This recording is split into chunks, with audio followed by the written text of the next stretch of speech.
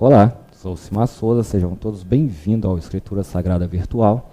Nosso tema de hoje será o resumo do capítulo 4 de Gênesis e, em paralelo, teremos o quadro de Irmão para Irmão. E nosso primeiro convidado é formado em História e é pastor da Igreja Batista. Tenho o prazer de apresentar a vocês o pastor Celso. Pastor, seja muito bem-vindo, obrigado por aceitar nosso convite. Muito obrigado, Gacimar. É um prazer estar aqui com você. Achei muito interessante a ideia do canal. Como você já bem frisou, né, nos vídeos anteriores, é um canal que vai ajudar muitas pessoas que estão ainda iniciando na caminhada cristã, um papo mais acessível, né, uma conversa mais acessível. E eu creio que esse canal vai ajudar muitas pessoas.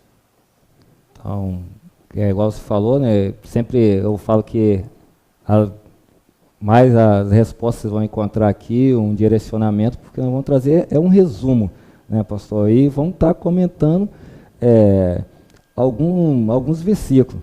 Mas igual eu creio que nós conversamos anteriormente, esse capítulo é um dos capítulos mais difíceis, né, do livro de Gênesis, né? Se verdade. não for o mais difícil, está entre os mais, né?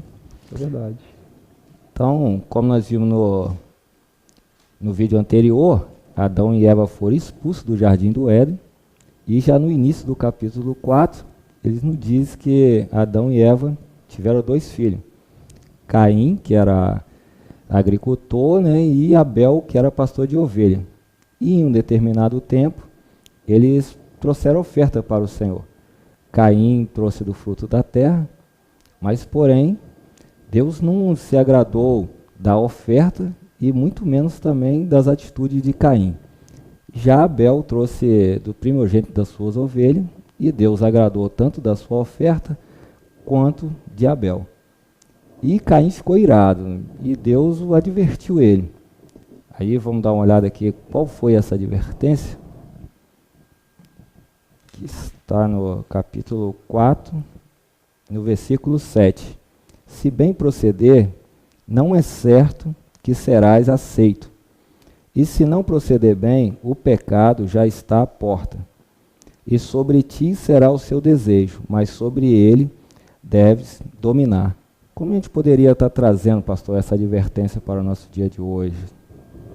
Gracimar, todos nós temos o costume de fazer as coisas para Deus, apresentarmos as coisas para Deus, mas muitas vezes nós esquecemos que nós estamos fazendo para Deus, né?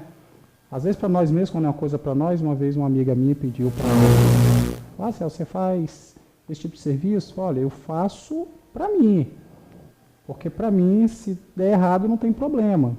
Agora, para as outras pessoas, eu fico um pouco de receio, às vezes, de não sair na qualidade, por não ser a minha área de atuação. Então, todos nós, quando vamos fazer qualquer coisa, temos que lembrar que estamos fazendo para Deus. Quer seja para Deus, quer seja para outras pessoas também. E muitas das vezes, nós estamos fazendo as coisas para Deus, mas que não é de agrado de Deus. Pelo contrário, é reprovável. Tem um texto bíblico, uma história bíblica da viúva, que Jesus estava no templo e várias pessoas estavam depositando ali muito dinheiro.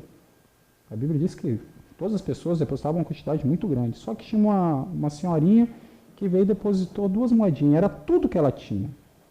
E no final, Jesus chega para os seus discípulos e fala, olha, aquela mulher foi a que mais contribuiu, foi a que mais ofertou. Eles ficaram sem entender, mas como? Todo mundo entregando muito aqui, entregando quantidade grande, porque o dela era tudo que ela tinha. Caim, ele não estava oferecendo certamente a oferta dele, certamente aquilo que ele estava levando para o Senhor, não correspondia ao tudo dele. Esse é o sinal que Deus advertiu ele. Muitos de nós, às vezes, estamos indo para a igreja, estamos fazendo algo para Deus, mas não estamos fazendo com a seriedade, com o compromisso, com a dedicação que deveria ser feita. Tem um amigo meu uma vez, que eu até relatei com vocês uma vez, que o pastor disciplinou ele. Ele era o guitarrista da igreja. O pastor deu uma disciplina nele, e não gostou não.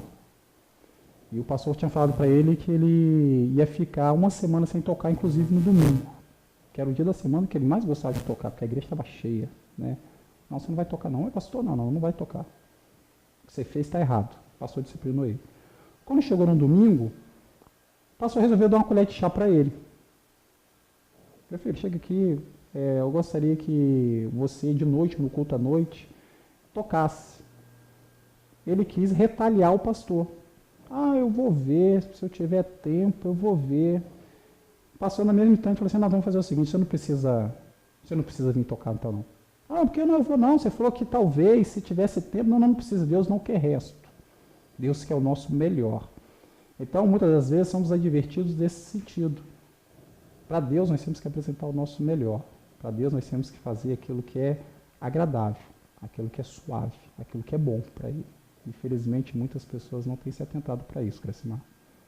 Então, quando a gente vê, né, se a gente não estiver andando corretamente, né, na presença do Senhor, nada que a gente ofertar, né, vai ser aceito, né? De maneira Vou deixar para reflexão aí do pessoal, Hebreus 11, versículo 6, e Isaías também, capítulo 1, de 10 a 15, também retrata muito isso aí também, né? Exatamente. E são duas reflexões interessantes. De Hebreus, falando que Jesus está mais interessado na nossa obediência do que no próprio sacrifício em si. Já Isaías já é um exemplo bem mais contundente, baseado no que eu te falei.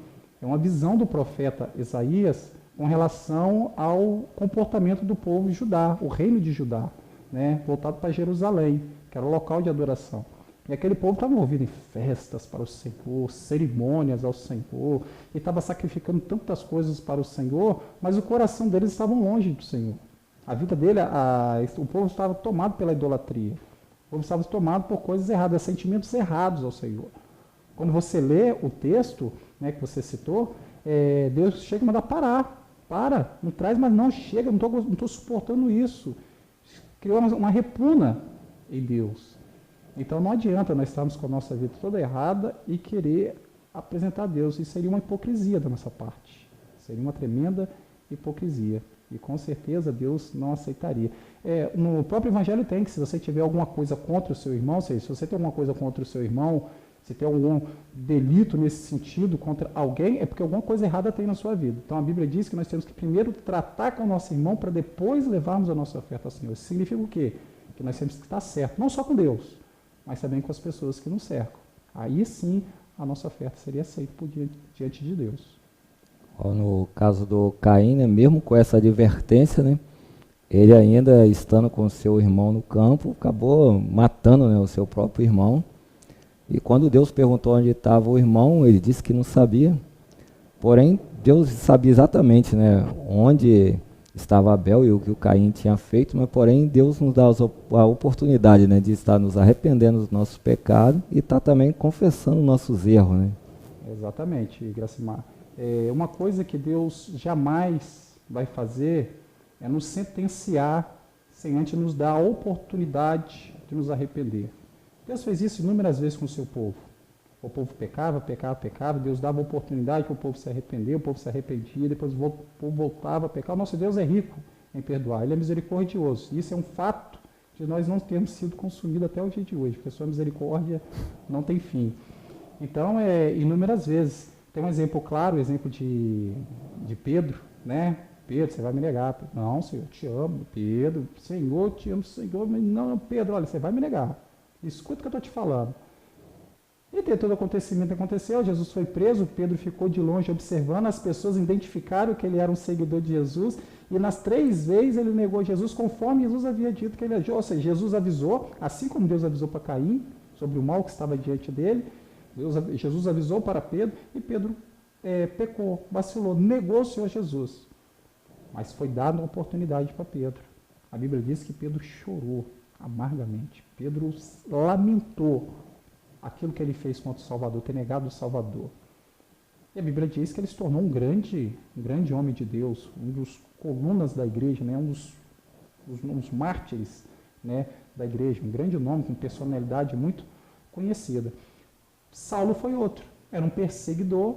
Não, isso aí merece morrer. Na linguagem de todo mundo, né? Cara errado demais, merece morrer. Mas Deus deu oportunidade para Saulo também. Ele perseguia, maltratava, lançava nas prisões famílias inteiras. Um dia Deus deu uma oportunidade para ele, ele se arrependeu.